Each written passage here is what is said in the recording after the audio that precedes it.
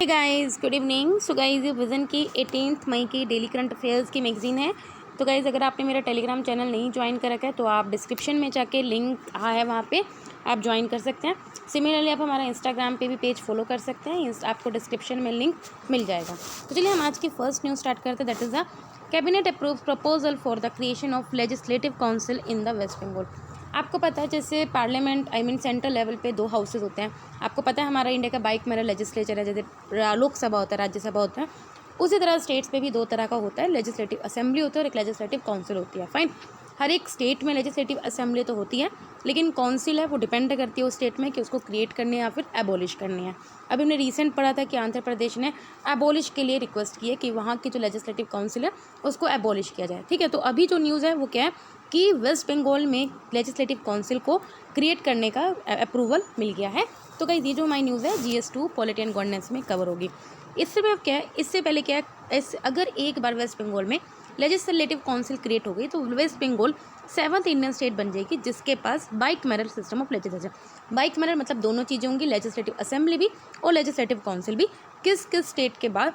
Andhra Pradesh, Telangana, Bihar, UP, Maharashtra, Karnataka. ठीक है, under article 169 of the constitution parliament क्या कर सकती है, मतलब कि आपको पता होना चाहिए कि लेजिस्लेटिव काउंसिल किसके अंडर बनती है। अंडर आर्टिकल 169 पार्लियामेंट के पास पावर होती है कि वो किसी भी स्टेट में लेजिस्लेटिव काउंसिल को क्रिएट भी कर सकती है, एबॉलिश भी कर सकती है, अगर उस पर्टिकुलर स्टेट की जो लेजिस्लेटिव असेंबली है वो रिजोल्यूशन पास कर देती है बाय स्पेशल मेजोरिटी। मतलब कि सिंपल बात ये है कि पहले वो पर्टिकुलर स्टेट जिसको मन है कि हाँ क्रिएट करना है, एबॉलिश करना है, वो एक रेजोल्यूशन वहाँ से पास करेगी बाय स्पेशल मेजोरिटी। एक बार वो रेजोल्यूशन पास कर देगी तब फिर जो पार्लियामेंट क्या करेगी, उसको अप्रूव कर देगी। फाइन, अब आपको पता होना चाहिए लेजिस्लेटिव काउंसिल और लेजिस्लेटिव असेंबली में क्या डिफरेंस है। वही डिफरेंस है जो लोकसभा और राज्यसभा में मैक्सिमम वही है। अब आप देख सकते हो लेजिस्लेटिव काउंसिल क्या है, इसको हम अपर हाउस बोलते हैं, जिनके जो मेंबर्स होते हैं, इसमें जो मेंबर्स होते हैं वो पार्टली इलेक्टेड होते हैं, पार्टली नॉमिनेटेड होते हैं। जबकि जो लेजिस्लेटिव असेंबली में होते हैं ये लोअर हाउस बोलते हैं, जैसे हम लोकसभा को लोअर हाउस बोलते हैं, राज्यसभा को अपर हाउस बोलते हैं। सिमिलरली स्टेट लेवल पे लेजिस्लेटिव काउंसिल को हम अपर हाउस बोलते हैं, लेजिस्लेटिव असेंबली को लोअर हाउस बोलते हैं। और इसमें जो मेंबर्स होते हैं वो डायरेक्टली पीपल के द्वारा इलेक्ट किए जाते हैं, जैसे एमएलएस तो खैर दोनों के मेंबर्स को एमएलए ही बोलते हैं हम। प्रिसाइडिंग ऑफिसर कौन होता है? लेजिस्लेटिव काउंसिल को जो प्रिसाइड करता है वो चेयरमैन होता है। बाकी लेजिस्लेटिव असेंबली को सिमिलरली जैसे लोकसभा में स्पीकर प्रिसाइड करता है, उसी तरह लेजिस्लेटिव असेंबली को स्पीकर क्या करता है, हेड करता है। मिनिमम एज कितनी होनी चाहिए लेजिस्लेटिव मेंबर्स? अगर आप जैसे राज्यसभा के अगर आप मेंबर बनते हो उसमें भी 30 साल आपकी मिनिमम एज होनी चाहिए। उसी तरह लेजिस्लेटिव काउंसिल में भी 30 साल होनी चाहिए और लेजिस्लेटिव असेंबली के लिए आपको 25 साल आपकी एज होनी चाहिए if you are the member of that legislative assembly. Fine, strength कितनी होनी चाहिए आपको पता ही है। मैक्सिमम देखो, लेजिस्लेटिव असेंबली की जो मैक्सिमम स्ट्रेंथ है वो 500 हो सकते हैं, मिनिमम 60। फाइन, ये डिपेंड करता है कि उस पर्टिकुलर स्टेट की पॉपुलेशन कितनी है। फाइन, इसके अलावा लेजिस्लेटिव काउंसिल को जो स्ट्रेंथ होती है वो हमेशा कितनी होती है, जितनी भी लेजिस्लेटिव असेंबली की स्ट्रेंथ है उसकी 1/3 होती है। मतलब कि अगर लेजिस्लेटिव असेंबली की स्ट्रेंथ 100 है तो 1/3 होगी, लेकिन स्टिल 40 से कम नहीं हो सकती, मिनिमम 40 होगी और मैक्सिमम 1/3 होगी उस असेंबली के मेंबर्स। और मैक्सिमम मतलब कि 500 का 1/3 लगा सकते हो कितना होगा। फाइन, मनी बिल अगेन जैसे आपको पता है राज्यसभा में मनी बिल इंट्रोड्यूस नहीं कर सकते, उसी तरह लेजिस्लेटिव काउंसिल में आप मनी बिल को इंट्रोड्यूस नहीं कर सकते, ना अमेंड कर सकते हो ना ही रिजेक्ट कर सकते। इसके अलावा मनी बिल को आप इंट्रोड्यूस सिर्फ लेजिस्लेटिव असेंबली में ही कर सकते हो, अमेंड भी कर सकते हो, रिजेक्ट भी कर सकते हो। बजट अगेन वही सेम पावर है। लेजिस्लेटिव काउंसिल जो है वो सिर्फ डिस्कस कर सकते हैं, लेकिन अपना डिमांड वोट नहीं कर सकती on the demand of grant. Wherever जो लेजिस्लेटिव असेंबली है उसके पास पूरी पावर है, वो वोट कर सकते हैं ऑन द डिमांड, और ये एक्सक्लूसिव प्रिविलेज है। मतलब कि इसकी पावर है सिर्फ और सिर्फ जैसे लोकसभा को उसी तरह लेजिस्लेटिव असेंबली को है। अब आप देख सकते हो कि इलेक्शन कौन करता है? प्रेसिडेंट। मतलब कि election of president of India, ये मतलब कि आपको पता है ना, जैसे प्रेसिडेंट को जब हम इलेक्ट करते हैं हमारे इंडिया के प्रेसिडेंट को, तो उसमें वोटिंग कौन करता है? Elected MPs and elected MLAs करते हैं। फाइन, तो लेजिस्लेटिव काउंसिल के जो एमएलएस होते हैं वो इलेक्शन ऑफ प्रेसिडेंट में पार्टिसिपेट नहीं करते, यू शुड नो। फाइन, जबकि लेजिस्लेटिव असेंबली में जो मेंबर्स होते हैं वो पार्टिसिपेट करते हैं in the election of president. Even की जैसे यूनियन टेरेटरी जैसे दिल्ली, पुडुचेरी, और इवन कि अब तो जम्मू एंड कश्मीर की भी लेजिस्लेटिव असेंबली है, उनके भी जो इलेक्टेड मेंबर्स हैं वो पार्टिसिपेट कर सकते हैं। अगेन गाइज 2 तरह के मेंबर्स होते हैं, इलेक्टेड, नॉमिनेटेड, इवन कि लोकसभा में भी राज्यसभा में भी। फाइन, तो नॉमिनेट मेंबर्स कभी भी इलेक्शन ऑफ प्रेसिडेंट में पार्टिसिपेट नहीं करते, only elected MPs and elected MLAs of the legislative assembly and again not legislative council. Fine, तो गाइज आई होप आपको ये समझ में होगा। नेक्स्ट न्यूज़ पेपर था that is the among the pandemic India achieve the new milestones in rural development. तो guys ये जो हमारी न्यूज़ है इकोनॉमी में कवर होगी, इंफ्रास्ट्रक्चर में कवर होगी। फाइन, अभी गाइज ये जो मतलब कि पेंडेमिक चल रहा है लेकिन स्टिल हमने क्या किया, रूरल डेवलपमेंट में जो माइलस्टोन है, बड़े बड़े जो हमारे टारगेट्स हैं, हमने उसको अचीव किया। अभी ये पॉसिबल क्यों है, क्योंकि नंबर ऑफ इनिशिएटिव्स चल रहे हैं सो दैट हम अपने रूरल इंडिया को डेवलप कर सकें और वहाँ पे एम्प्लॉयमेंट लोगों तक पहुँचा सकें। अब क्या क्या है जब आप देख सकते हो, जैसे डिफरेंट हमारे इनिशिएटिव चल रहे हैं, कौन कौन से इनिशिएटिव चल रहे हैं हम बड़े पर पढ़ लेते हैं। एक तो आया दीनदयाल अंत्योदय योजना, जो नेशनल रूरल लाइवलीहुड मिशन भी बोलते हैं, ये 2015 में लॉन्च किया गया था। इसको पहले जो इसका नाम था वो आजीविका नेशनल रूरल लाइवलीहुड मिशन था, तो इसका नाम रिप्लेस करके ये कर दिया था। इसका एम यही था कि हम रूरल हाउस होल्ड्स की इनकम बढ़ाएं, लोगों की जो वहाँ पे जो तनख्वाह है उनको बढ़ाया जाए, सो दैट हम उनको सस्टेनेबल लाइवलीहुड उनको प्रोवाइड कर सकें। इसके अंडर हम क्या करते हैं, जो भी वहाँ पे पर्सनस हैं या फिर जो सेल्फ हेल्प ग्रुप के वुमेन मेंबर्स होगी या फिर जो कम्युनिटी रिसोर्स पर्सन्स को हम क्या करते हैं, उनको स्किल्स प्रोवाइड करते हैं through the training, so that हम उन लोगों की कैपेसिटी बिल्डिंग कर सकें एंड उनको सोशली डेवलप कर सकें। नेक्स्ट है मनरेगा स्कीम, आई थिंक आप लोगों को काफ़ी ज़्यादा अच्छे से पता होगा। Mahatma Gandhi national rural employment guarantees act, ये क्या करती है, मतलब कि 100 डेज ऑफ वर्क आपको प्रोवाइड करती है, जो मतलब कि अनस्किल्ड वर्क प्रोवाइड करती है। इट ऑफर्ड वर्क, तो अभी तक नियर अबाउट ये 2.95 करोड़ लोगों को क्या कर सकी है, पर्सनस को वर्क प्रोवाइड कर चुकी है, जिसकी वजह से 34.56 करोड़ परसेंटेज, मतलब कि हर एक बंदे को 100 दिन का वर्क प्रोवाइड करती है एक साल में, तो इतने पर्सन्स को इतने दिन का वर्क वो प्रोवाइड कर चुकी है एज़ कम्पेयर टू, जबकि 2019 में कितना किया था, 1.22 करोड़ लोगों को। तो आप देख सकते हो ये 2019 में तो पैंडमिक भी नहीं थी, 2021 में पैंडमिक है, स्टिल क्या है, नियर अबाउट हम डबल कर रहे हैं अपना स्कोर। नेक्स्ट है प्रधानमंत्री ग्राम सड़क योजना, ये 2000 में लॉन्च हुई थी, जिसका एम यही था कि हम क्या कर सकें, good all weather road connectivity provide कर सकें। जो विलेजेस, जहाँ पे विलेजेस में रोड्स नहीं है, तो उन विलेजेस को हम अपना जो बाहर अपना जो अर्बन सिटीज़ हैं उनको थ्रू रोड क्या कर सके, कनेक्टिविटी कर सके ऑल वेदर, ये नहीं कि बारिशों में वो तबाह हो जाए, ऐसा नहीं, ठीक है। इसके अलावा इन्होंने काफ़ी ज़्यादा फिजिकल प्रोग्रेस हमने अचीव कर चुके हैं। नियर अबाउट 1800 किलोमीटर की हम लास्ट 3 ईयर्स में रोड बना चुके हैं, जो हमने विलेजेस से कनेक्ट किया। नेक्स्ट है प्रधानमंत्री आवास योजना ग्रामीण, इसका एम 2016 में हुई थी।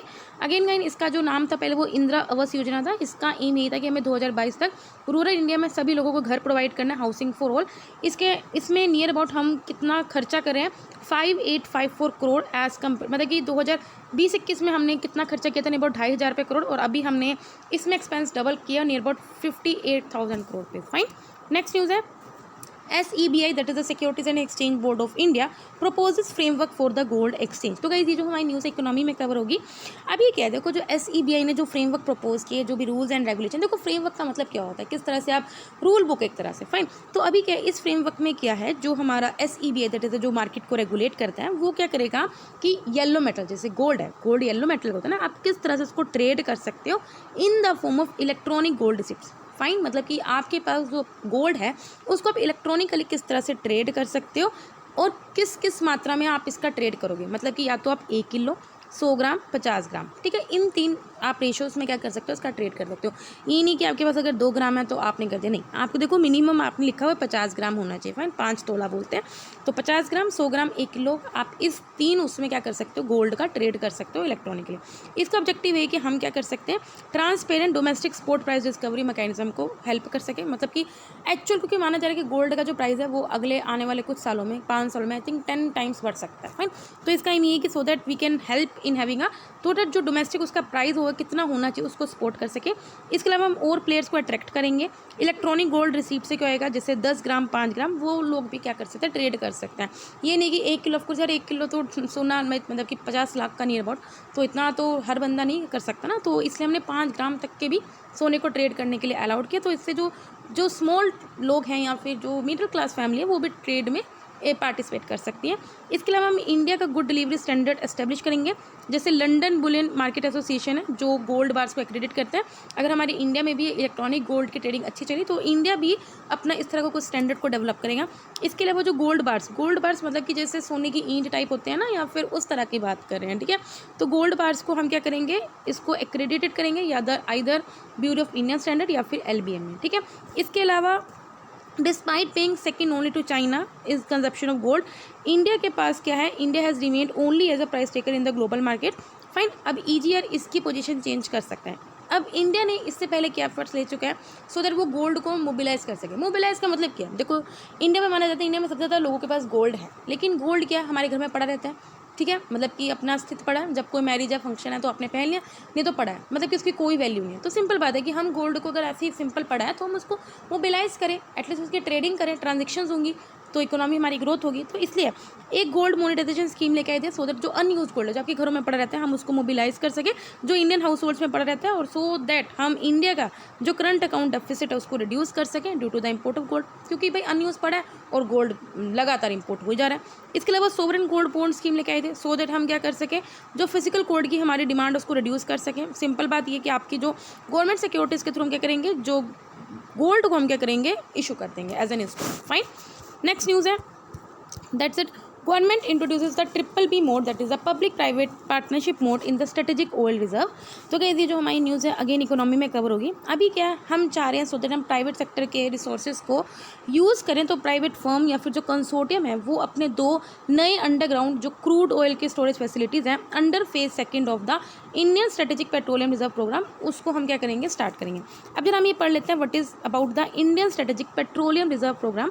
ये इंडिया का 3rd लार्जेस्ट कंज्यूमर है एनर्जी का, और साथ में 3rd लार्जेस्ट इंपोर्टर भी है क्रूड ऑयल का वर्ल्ड में। फाइन, मतलब कि इसके थ्रू हम क्या, इंडिया, आपको पता होना चाहिए इंडिया में सबसे ज़्यादा कंज्यूम भी होता है और इंपोर्ट भी होता है। ऑफकोर्स कंजप्शन ज़्यादा इसलिए इंपोर्ट होता है, तो आपको सबसे पहले ये पता होना चाहिए, ठीक है। इसके अलावा जो इनको डील करती है इंपोर्ट से या फिर कंज्यूम से, तो वो कौन है, Indian strategic petroleum reserve limited है, which is the nodal body.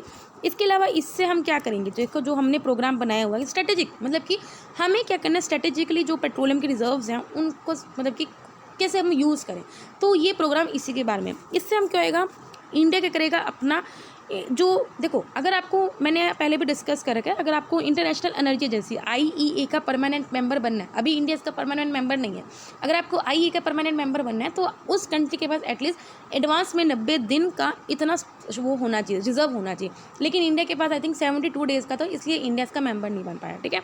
तो अगर इंडिया के पास पेट्रोलियम रिजर्व होगा तो इससे क्या होएगा, इंडिया अपना जो 90 डेज़ का मैंडेटरी स्टोरेज है वो फुलफिल कर पाएगा, और जो मतलब कि IEA का मेंबर भी बन सकता है, और जो हमारे सप्लाई साइड में जो डिस्ट्रप्शंस आता है वो भी हमारा मिनिमाइज होगा।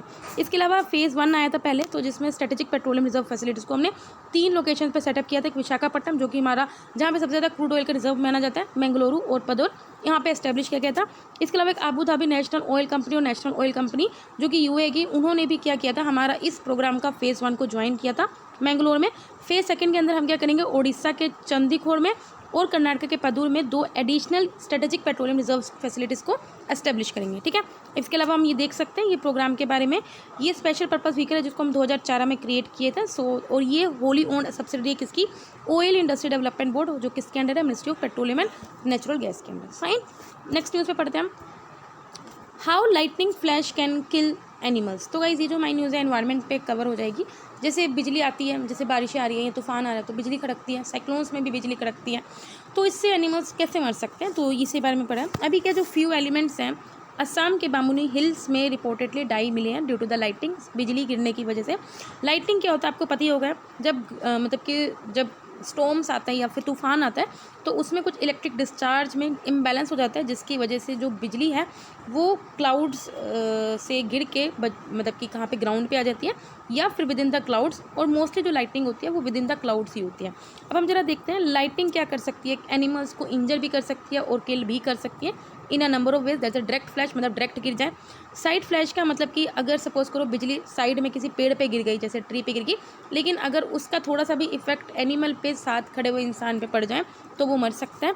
इसके अलावा टच पोटेंशियल मतलब कि सिंपल बात यह है कि अगर सपोज करो अगर आपने मतलब बिजली ज़मीन पे गिर गई और आप भी ज़मीन के साइड में खड़े हो और अगर आप उसके कॉन्टैक्ट पे, उस ज़मीन के कॉन्टैक्ट में, तो ऑफकोर्स आप भी उसमें मारे जाओगे, ठीक है।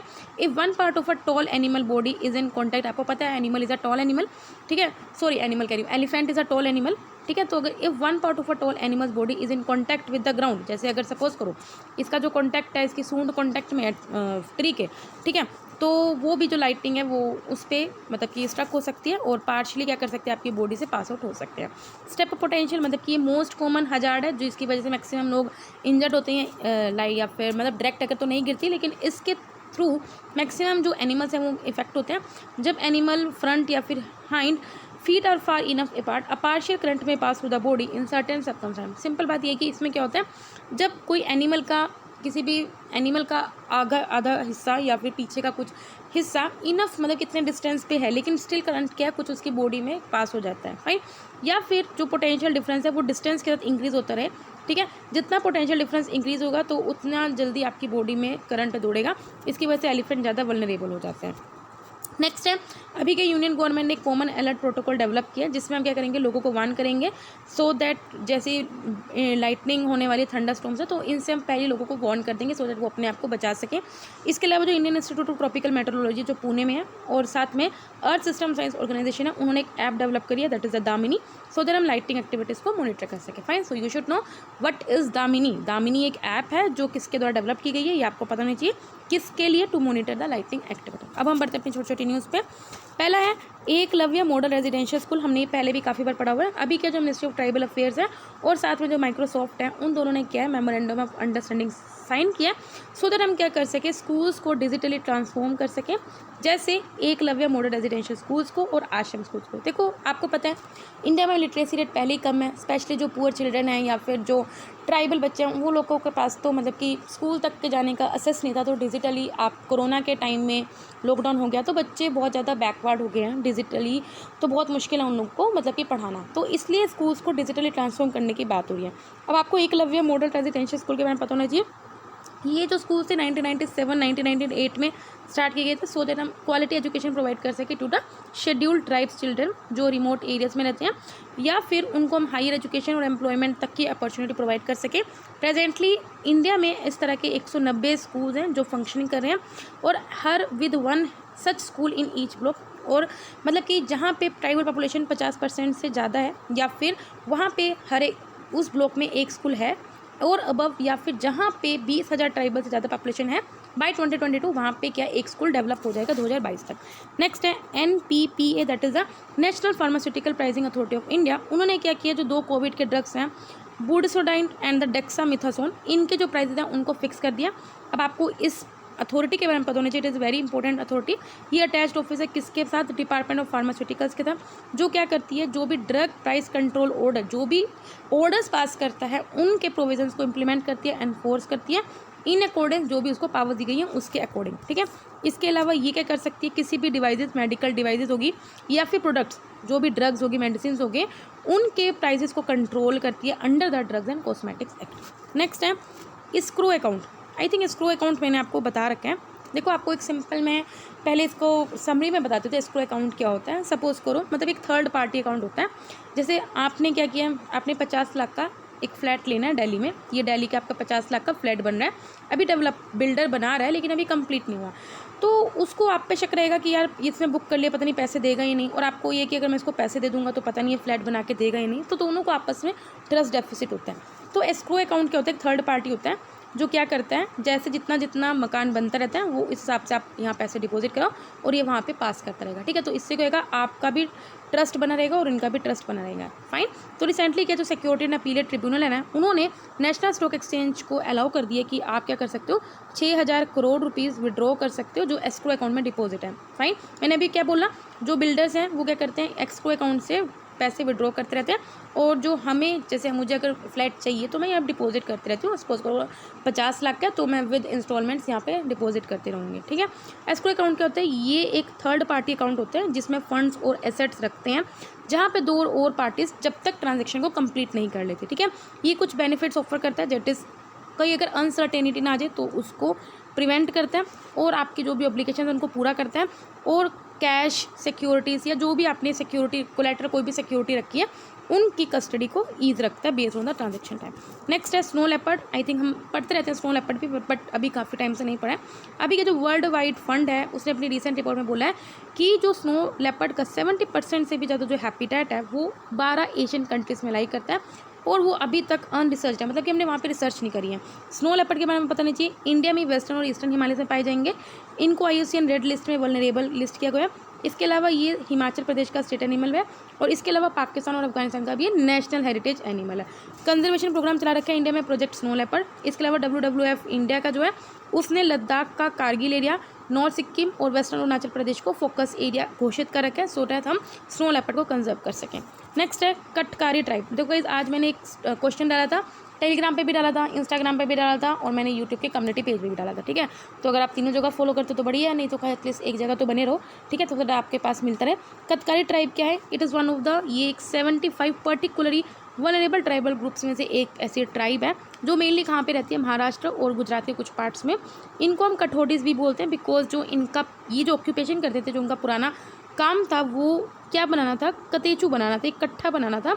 हम बोले तो एक वुड से, एक खेर, एक वुड है उसके थ्रू ये कुछ बनाते थे। रिसेंटली क्या है, जो इस ट्राइब्स के जो लोग हैं वो किस में एंगेज हैं, माइनर फॉरेस्ट प्रोड्यूस को कलेक्ट करने में, जैसे गिलोय, किसके थ्रू, सेल्फ हेल्प ग्रुप्स के थ्रू अंडर द प्रधानमंत्री वन धन योजना जो ट्राइफेड के द्वारा चलाई जा रही है। फाइन, तो आपको पता ही है ट्राइफेड का काम ये है कि जो एसटीज के जो माइनर फॉरेस्ट प्रोड्यूस हैं उनको मार्केट एक्सेस दिया जाए और वो इनकरेज भी करता है, मतलब कि जो प्रधानमंत्री वन धन योजना के अंदर हम इनकरेज करते हैं। तो जो भी सेल्फ हेल्प ग्रुप्स हैं वो यही काम कर रहे हैं कि कटकारी ट्राइब है उनको इनकरेज करिए कि आप अपने माइनर फॉरेस्ट प्रोड्यूस को क्या करो, कलेक्ट करो और बेचो सो दैट वो अपनी लाइवलीहुड को सस्टेन कर सकें। लास्ट न्यूज़ है एल्डर लाइन। अभी क्या है, एल्डर्स इन द कोंडा, अभी कोविड चल रहा है जिसकी वजह से एल्डर्स की प्रॉब्लम्स को एड्रेस करने के लिए मिनिस्ट्री ऑफ सोशल जस्टिस ने एक state wise call centre start किया गया है मेजर स्टेट्स में under the Elder line project. Elder line क्या होगा, ये मेनली कहाँ पे ऑपरेशनल है with the assistance of Tata trust and the NSE foundation.